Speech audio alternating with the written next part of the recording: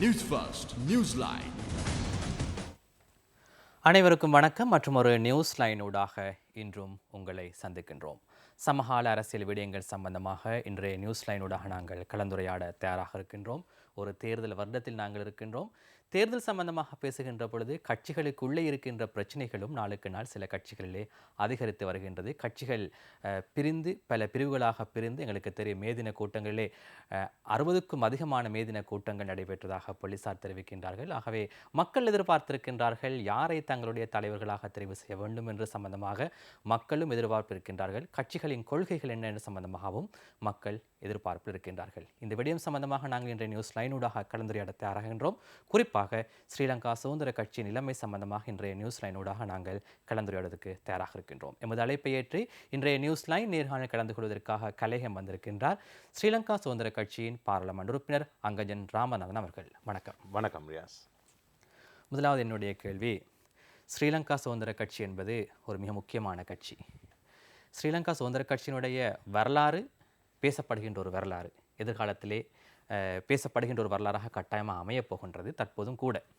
என்னுடைய முதலாவது கேள்வி, டாலி வீதியிலே இருக்கின்ற உங்களது அலுவலகத்தில் இருக்க வேண்டிய ஸ்ரீலங்கா சுதந்திர கட்சி தற்போது நீதிமன்றம் சென்று விட்டது. ஸ்ரீலங்கா சுதந்திர கட்சிக்கு ஒரு எதிர்காலம் இருக்கின்றதா?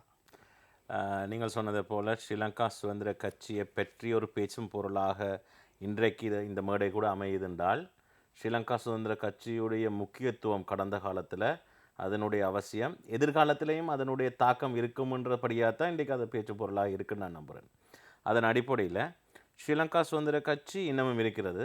அது சார்ந்து இப்போது தலைமைக்கான ஒரு போட்டி தான் நடந்து கொண்டிருக்கிறது. அதுவும் சொல்லப்போனால் கோர்ட்ஸில் நடந்து கொண்டிருக்குது.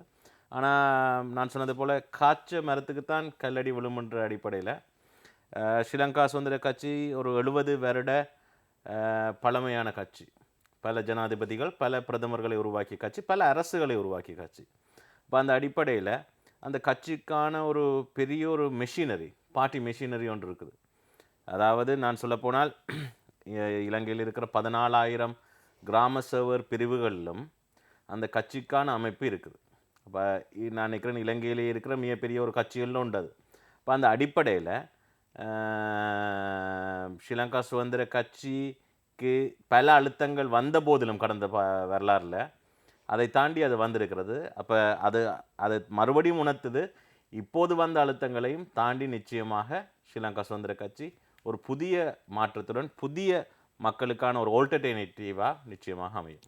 சாதாரணமாக இந்த நிகழ்ச்சியை பார்த்து கொண்டிருக்கின்ற மக்களுக்கு ஒரு தெளிவுபடுத்தலாக தற்போது ஸ்ரீலங்கா சுதந்திர கட்சியை நெருக்கடி எவ்வாறு ஆரம்பித்திருக்கின்றது, இந்த நிலைமை தற்போது எவ்வாறு காணப்படுகின்றது? இல்லை, ஸ்ரீலங்கா சுதந்திர கட்சியுடைய தற்போது இருக்கிற பிரச்சனை, ஒரு சில தரப்பினர், அதாவது உங்களுக்கு தெரியும், சென்ற பாராளுமன்ற தேர்தலில் ஸ்ரீலங்கா சுதந்திர கட்சியில் பெரும்பாலான பாராளுமன்ற உறுப்பினர்கள் போய் மொட்டு கட்சியில் தான் சின்னத்தில் தான் போட்டியிட்டார்கள். இப்போ ஸ்ரீலங்கா சுதந்திர கட்சியில் போட்டியிட்ட ஒரே ஒரு பாராளுமன்ற உறுப்பினர் நான் தான். ஆனாலும் மொத்தமாக அவர்களுடைய அந்த கூட்டணியில் இருந்தபடியால் அதிலிருந்து வந்த 13 பாராளுமன்ற உறுப்பினரும் நானும் சேர்ந்து 14 பாராளுமன்ற உறுப்பினராக ஸ்ரீலங்கா சுதந்திர கட்சியில் அமைந்திருந்தோம். ஆனால் உங்களுக்கு தெரியும், பிப்ரவரி மாதம் 2022 ஒரு முக்கியமான முடிவு எடுக்கப்பட்டது பாராளுமன்றத்தில். அந்த நேரம் அப்போது இருந்த ஜனாதிபதியுடன் பல தடவைகள் பேசிய போதும், மாற்றங்களை செய்ய சொல்லி அழுத்தம் கொடுத்த போதும், அது நடைபெறாத பட்சத்தில் ஸ்ரீலங்கா சுதந்திர கட்சி இந்த அறகலையன் மக்கள் இறங்குவதற்கு முன்னமே அவர்கள் இந்த அரசிலிருந்து நாங்கள் இனியும் ஆதரவு கொடுக்க மாட்டோம் என்ற அடிப்படையில் எதிர்கட்சியில் வந்து உட்கார்ந்தோம். ஆனால் அதில் மறுபடியும் ஆட்சிகள் உங்களுக்கு தெரியும், தொடர்ச்சியாக பல தடவைகள் ஆட்சிகள் அதாவது பிரைம் மினிஸ்டர் புதுசு கொடுக்கப்பட்டு, அமைச்சர்கள் கொடுக்கப்பட்டு பல தடவைகள் மாற்றங்கள் வந்தது. அப்போது ஸ்ரீலங்கா சுதந்திர கட்சியில் பலரை எடுப்பதற்கான முயற்சிகள் நடந்தது. அப்போது கட்சி தலைவர் ஒரு விடயத்தை சொல்லியிருந்தார், இது ஒரு தேசிய அரசாங்கமாக அமைப்பதாக இருந்தால் எங்களுடைய ஆதரவு தர முடியும். அப்போ தேசிய அரசாங்கமாக அமைவதற்கு முயற்சிகள் எடுக்கப்பட்ட போதிலும் அந்த தேசிய அரசாங்கம் என்ற வேலை திட்டத்தை தாண்டி கட்சியிலிருந்து ஒருவராக எடுப்பதற்கான முயற்சிகள் நடக்கப்பட்டது. குறிப்பாக எங்களுடைய மத்திய குழு கூட்டத்தில் ஒரு தீர்மானம் எடுக்கப்பட்டது. அரசுடன் இணைந்து நல்ல விடயங்களுக்கு ஆதரவு கொடுத்தாலும் பதவிகள் எடுத்து நாங்கள் செயல்படுவதில்லை என்று. அந்த அடிப்படையில் அந்த தீர்மானத்துக்கு அமைவாக பலர் இருந்த போதிலும் ஒரு சிலர் அரசுக்கு போய் ஆதரவு கொடுத்ததுனால அதில் பல பிளவுகள் வரப்பட்டது கட்சியில். ஆனால் கட்சியை பொறுத்த வரைக்கும் கட்சியுடைய நோக்கம் மக்களுடன் இருக்க வேண்டும். குறிப்பாக இந்த 70 வருட பழமையான கட்சி என்று சொல்லும்போது பல ஜனாதிபதி, பல பிரதமர், பல அரசுகளை உருவாக்கி கட்சி என்று சொல்லும்போது இந்த கட்சிக்கு மிகப்பெரிய ஒரு பொறுப்பு இருக்கிறத நாங்கள் உணர்கிறோம். அதாவது கடந்த காலத்தில் ஒரு சில தவறுகளும் இப்பத்திய நிலைமைக்கு ஏற்பட்டப்பட்டிருக்கிறது. அதுக்கு பல கடந்த காலத்தில் இருந்த அரசில் இருந்த எல்லா கட்சிகளுக்கும் தான் அந்த பொறுப்பு இருக்குது. அந்த அடிப்படையில் ஸ்ரீலங்கா சுதந்திர கட்சியும் இதற்கான மாற்றத்தை, இதற்கான சீர்திருத்தத்தை கொண்டு வருவதற்கான முயற்சிகள் எடுக்க வேணும்ன்றதில் வெகு தெளிவாக இருந்தோம். அரசுக்கு, அதாவது நாங்கள் எதிர்க்கட்சியில் இருந்த போதும் சில விடயங்களுக்கு, IMF போன்ற விடயங்களுக்கு, பொருளாதார பிரச்சனைகள் வந்திருந்த போது பல தடவைகள் அந்த ஆதரவையும் கொடுத்திருந்தோம். ஆனால் எதிர்க்கட்சியில் இருந்து கொண்டு தற்போது இருக்கிற பிரச்சனை உங்களுக்கு தெரியும். தேர்தல்கள் வருகிறதுக்கான காலன சூழ்நிலைகள் தென்பாட்டில் தெரிகிற அடிப்படையில் இப்போது பலருடைய பிரச்சனை, அதாவது கட்சியில் இருப்பவர்களுக்கு தெரியுதோ இல்லையோ, வெளியில் இருப்பவர்களுக்கு தெரிகிறது ஸ்ரீலங்கா சுதந்திர கட்சி ஒரு ஆபத்தான ஒரு தங்களுக்கான ஒரு போட்டியிடக்கூடிய ஒரு வல்லமை உள்ள கட்சி. அதை முடக்குவது ஊடாக தங்களுக்கான எதிர்ப்பை குறைக்க முடியும் என்ற நோக்கில் பலருடைய அழுத்தங்கள் இதில் வந்திருக்கு. யாருடைய அழுத்தம் இருப்பதாக நீங்கள் சந்தேகிக்கின்றீர்கள்? அப்படி சந்தேகப்படையில்லாத யாருன்னு தெரியாமல், ஆனால் நிச்சயமாக ஸ்ரீலங்கா சுதந்திர கட்சியில் நீங்கள் சொன்னதை போல் இன்றைக்கு பல பக்கமாக பிளவுபட்டு இருந்தும் ஸ்ரீலங்கா சுதந்திர கட்சிக்கு இப்படியான பிரச்சனைகள் வரும் பட்சத்தில் இதுக்கு பின்னணியில் யாரோ இருக்க வேணும்ன்றது தானே தோணுது. இப்போ அந்த அடிப்படையில் நான் நம்புகிறேன் இதனுடைய ஸ்ரீலங்கா சுதந்திர கட்சியுடைய ஃபியூச்சர் கோர்ஸ், அவர்களுடைய தாக்கம் இருக்கும்ன்றது சிலர் உணர்ந்த அடிப்படையில் தான் இந்த பிளவுகள் நடக்கிறது. ஆனால் வெகு விரைவில் நான் நக்கறேன் இப்போ இருக்கிற பிரச்சனைகள் எல்லாமே கோர்ட்ஸில் நடந்து கொண்டிருக்குது. 14ஆம் தேதி மறுபடியும் கோர்ட்ஸில் இது சார்ந்து ஒரு விவாதம் இருக்கிறது. அதற்கு பிறகு நான் நினைக்கின்றேன் வெகு விரைவில் இதுக்கான தெளிவான முடிவுகள் எட்டப்படும். ஸ்ரீலங்கா சுதந்திர கட்சியின் யாழ் மாவட்ட பாராளுமன்ற உறுப்பினர் அங்கஜன் ராமநாதன் அவர்கள் இன்றைய நியூஸ் லைன் நேர்காணலில் கலந்து கொண்டிருக்கின்றார். திடீரென்று ஒரு வழக்கு தாக்கல் செய்யப்பட்ட விவகாரத்திலே முன்னாள் ஜனாதிபதி சந்திரிகா பண்டாரநாயக்க குமாரதுங்கவனுடைய அந்த வகிபாகம் எந்த நோக்கிலே பாதையிலே பயணிப்பதாக நீங்கள் நினைக்கின்றீர்கள்? முன்னாள் ஜனாதிபதி சந்திரிகா அம்மையார் எங்களுடைய கட்சியுடைய ஒரு சிரேஷ்ட ஒரு உறுப்பினராக தான் நாங்கள் பார்க்குறோம். அவர்களுக்கு நீண்ட ஒரு அனுபவம் இருக்கிறது. கடந்த காலத்தில் ஸ்ரீலங்கா சுதந்திர கட்சியுடைய வளர்ச்சிக்கு மிகப்பெரிய பங்கை செய்திருக்கிறார், இல்லை என்று சொல்லல. ஆனால் தற்போது மக்களுடைய எதிர்பார்ப்பாக இருக்கிறது அறகலையும் சரி, இன்றைக்கு வெளியில் இருக்கிற மக்களாக இருக்கட்டும் சரி, கட்சிக்குள்ளே இருக்கிறவர்களாக இருக்கட்டும் சரி, ஸ்ரீலங்கா சுதந்திர கட்சி ஒரு புதிய தலைமுறையை நோக்கி பயணிக்க வேணும்ன்றது தான் அவர்களுடைய அவாவாக இருக்கிறது. அப்படியான ஒரு சூழ்நிலையில் ஏற்கனவே ஒரு முன்னாள் ஜனாதிபதி அவர்கள் தான் தலைமையை இருக்கிறார். அதிலிருந்து இன்னும் ஒரு முன்னாள் ஜனாதிபதிக்கு போவது நான் நினைக்கிறேன் கட்சியை பின்னுக்கு கொண்டு போகிறதுக்கான ஒரு வழியாக இது அமைந்து விடக்கூடாது. ஆகவே ஒரு புதிய தலைமுறையை அடையாளப்படுத்தியிருக்கிறார் எங்களுடைய தற்போதைய அதாவது தடை உத்தரவு கிடைக்கப்பட்ட ஜனாதிபதி மைத்ரிபால சிறிசேன அவர்கள். விஜயதாச ராஜபக்ஷ பாராளுமன்ற உறுப்பினர் அவர்களே, அமைச்சர் அவர்களே, அவர் காலத்துக்கு காலம் கொள்கைகளை மாற்றிக்கொண்டு ஒவ்வொரு அமைச்சிலும் அமைச்சு பதவிகளை பொறுப்பேற்றுக் கொள்கின்றார். அவருடைய கொள்கையை நீங்கள் ஏற்றுக்கொள்கின்றீர்களா? இல்லை, அதாவது அவருடைய கொள்கையை ஏற்றுக்கொண்டதை தாண்டி அவர் ஸ்ரீலங்கா சுதந்திர கட்சியுடைய ஒரு உறுப்பினர், அதுவும் நீண்ட காலமாக இருந்து அதற்கு பிறகு உங்களுக்கு தெரிந்திருக்கும் கோப் கமிட்டியில் நடந்த பிரச்சனைகளுக்கு பிறகு அவர் அந்த கட்சியில் இருக்க முடியாதென்று அவர் போக வேண்டிய சூழ்நிலை வந்ததன் பின்பு தான் அவர் அங்கால இன்னும் ஒரு கட்சிக்கு போனவர். அதுக்கு பிறகும் உங்களுக்கு தெரியும் ஹம்பந்தோட்ட கப்பல் ஹாபர் சம்பந்தமான ஒரு பிரச்சனையில் அவருடைய அமைச்சு பறிக்கப்பட்டு அவர் அங்கிருந்தும் இருக்க முடியாமல் ஒரு இடத்துக்கு போக வேண்டி வந்தது. நான் நம்புகிறேன் இன்றைக்கு மக்கள் கேட்பது கட்சியிலுடைய ஒரு சீனியரை கொண்டு வா இல்லை கட்சியின் விசுவாசியை கொண்டு வான்னு கேட்கவில்லை, நல்லவர்களை கொண்டு வா, மக்களுக்கு மாற்றங்களை செய்யக்கூடியவர்களை அடையாளப்படுத்துங்கள் தான் மக்கள் கேட்கிறார்கள். அந்த விதத்தில் நான் நினைக்கிறேன் இதுவும் ஒரு நல்ல ஒரு ஆல்டர்னேட்டிவ். மக்களுக்கு இதுவரைக்கும் இருந்தவர்களுக்கு மத்தியில் தான் வாக்களிக்க வேண்டும் என்ற ஒரு சூழ்நிலை வரும்போது இது இன்னும் ஒரு ஆல்டர்னேட்டிவ் ஒன்று மக்களுக்கு கிடைச்சிருக்கிறது.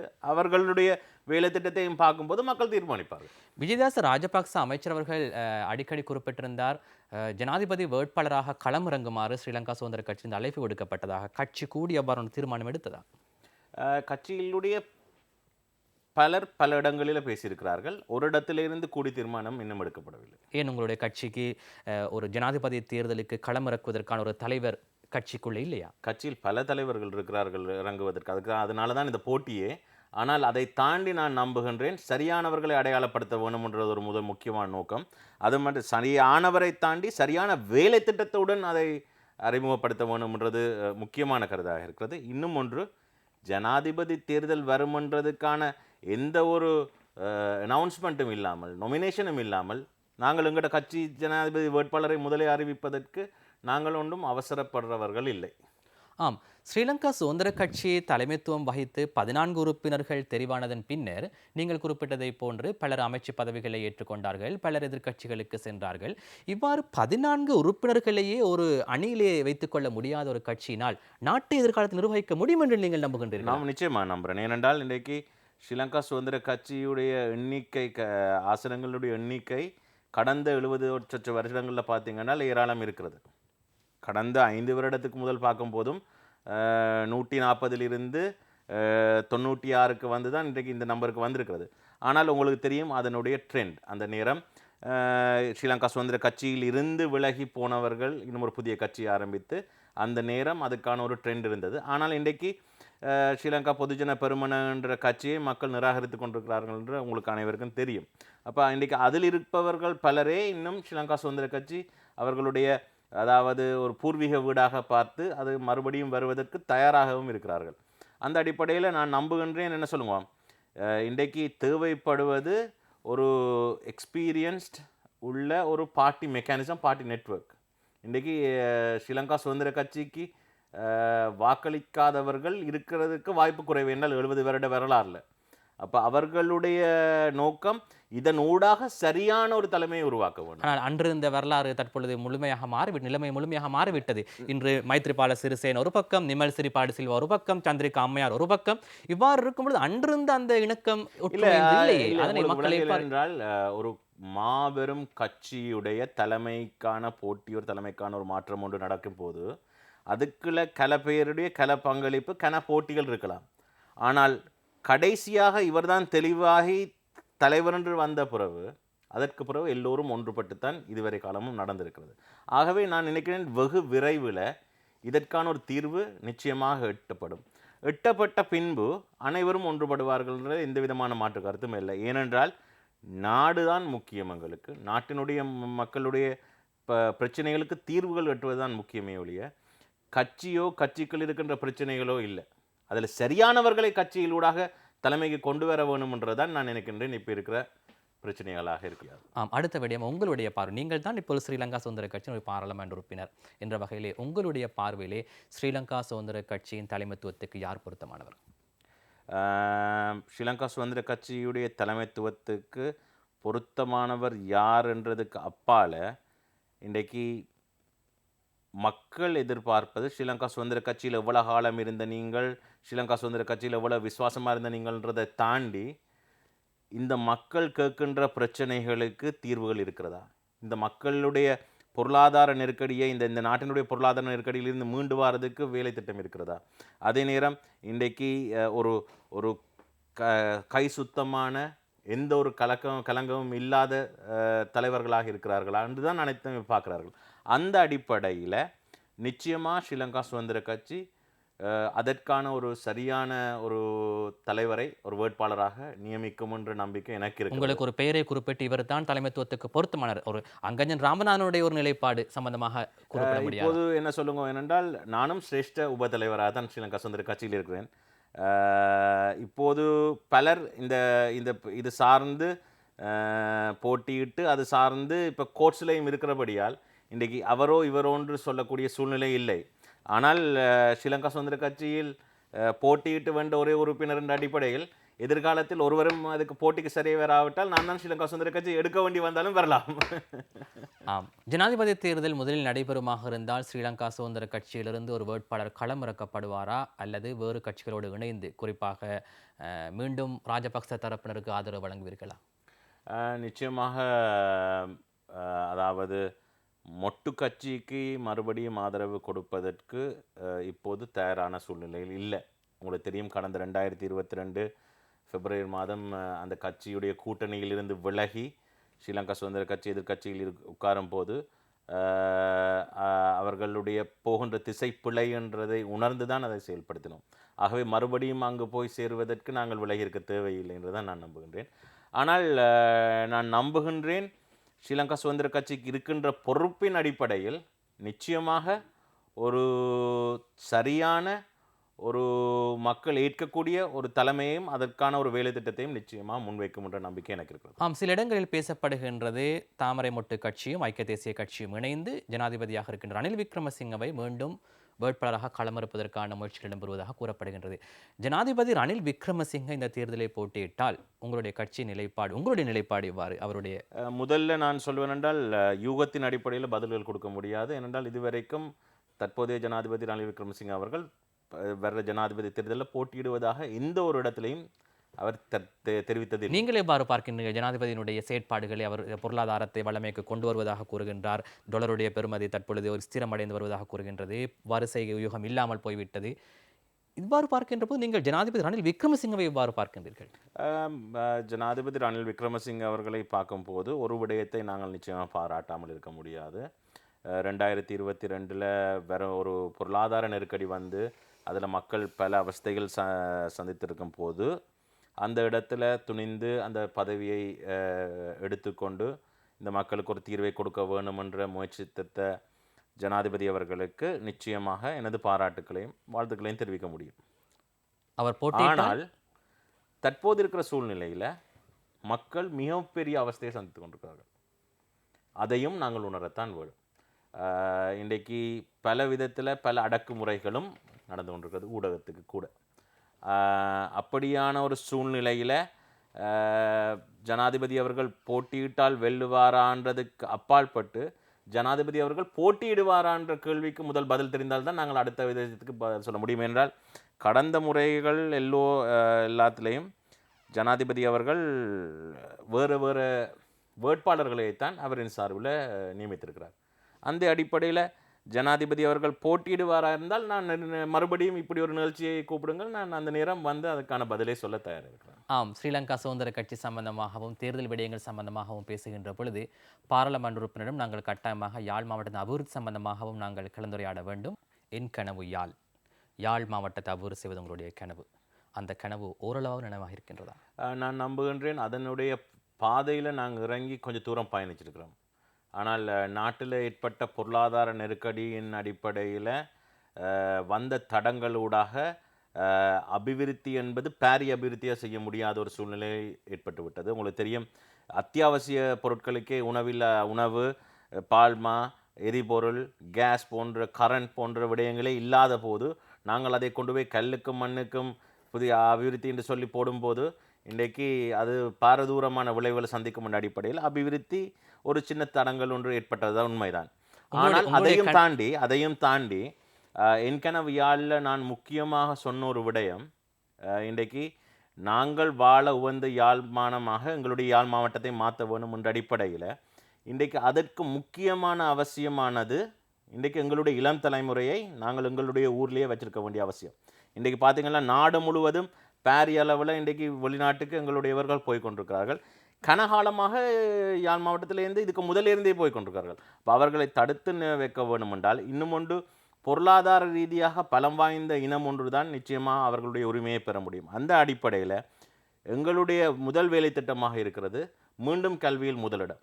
அந்த அடிப்படையில் இன்றைக்கு மை ட்ரீம் அகாடமின்னு சொல்லி யாழ் மாவட்டத்தில் கிட்டத்தட்ட 9,000 பிள்ளைகள் படிக்கக்கூடிய ஒரு கெப்பாசிட்டியில் கோடிங் பயிற்சி நெறிகள் ஏற்பாடு செய்து இலவசமாக அந்த மாணவர்களுக்கு கொண்டு போய் சேர்த்து கொண்டிருக்கிறோம். ஏனென்றால் இன்றைக்கு அந்த இளம் தலைமுறைக்கு இந்த கோடிங் பயிற்சி நெறி ஊடாக ஒரு திறமை ஏற்படுமானால் அந்த திறமையை வைத்துக்கொண்டு அவர்கள் அங்கிருந்தே வெளிநாடுகளுக்கு ஒர்க் ஃப்ரம் ஹோம் என்ற அடிப்படையில் வேலை செய்ய முடியுமானால் இன்றைக்கு வெளிநாட்டுக்கும் போக தேவையில்லை. இரண்டாவது, அவர்கள் ஊரில் இருந்து கொண்டே அவர்களுடைய பொருளாதாரத்தை ஸ்திரத்தன்மையாக்கி கொண்டு நிச்சயமாக எங்களுடைய இலக்கை நோக்கி போக முடியும் என்ற அடிப்படையில் இன்றைக்கு உங்களுக்கு தெரியும், அரசாங்கத்தில் இருக்கும்போது செய்யக்கூடியதை செய்யலாம்.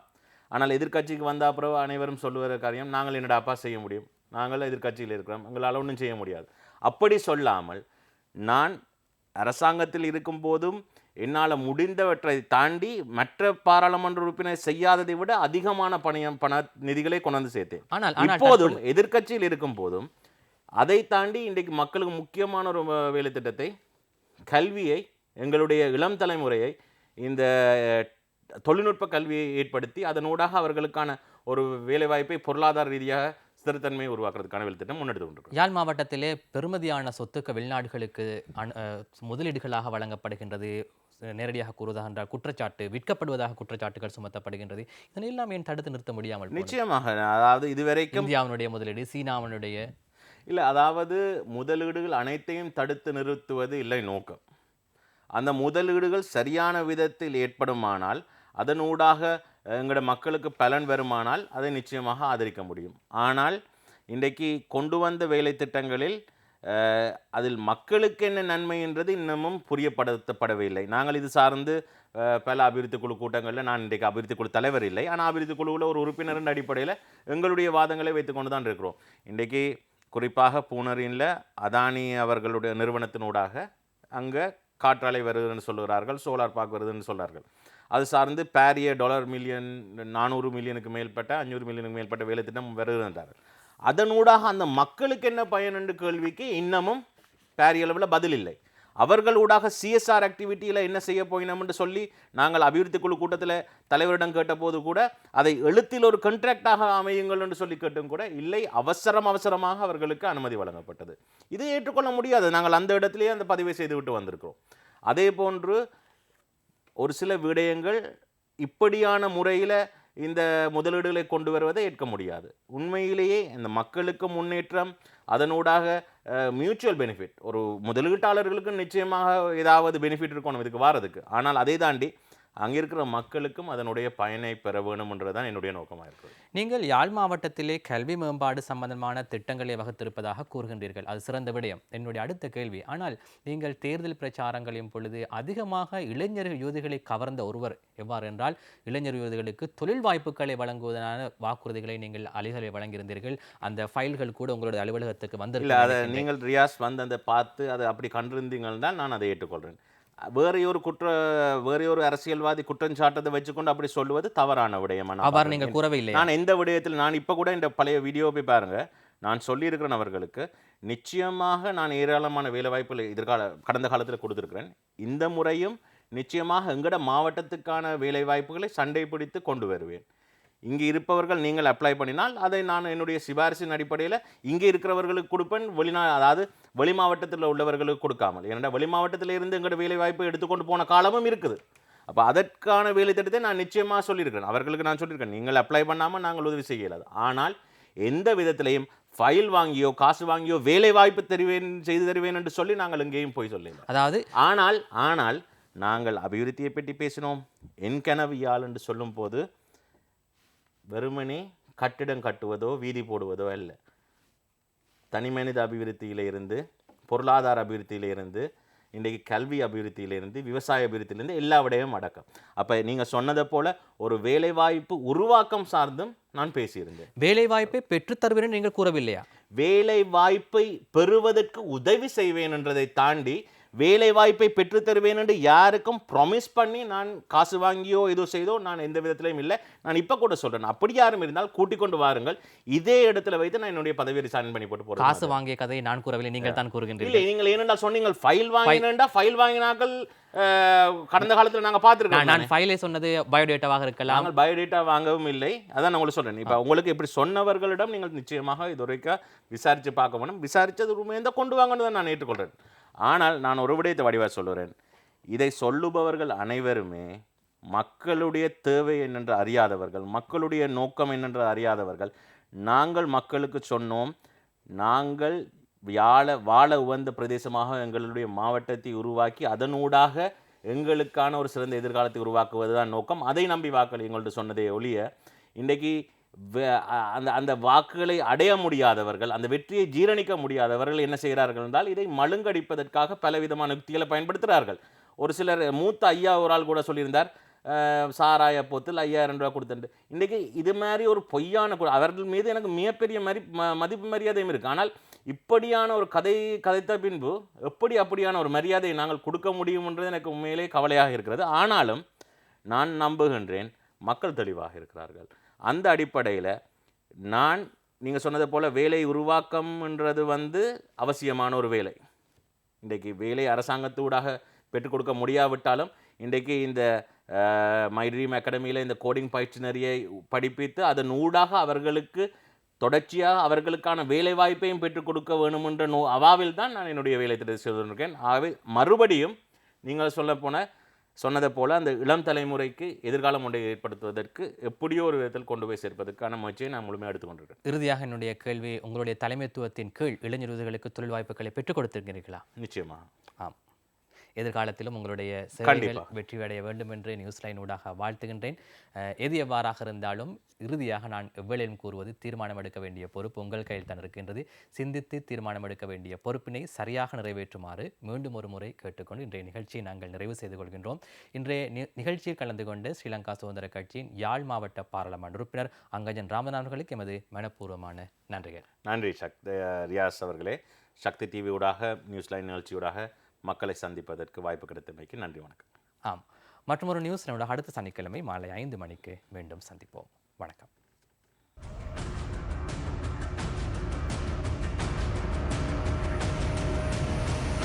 News First, Newsline.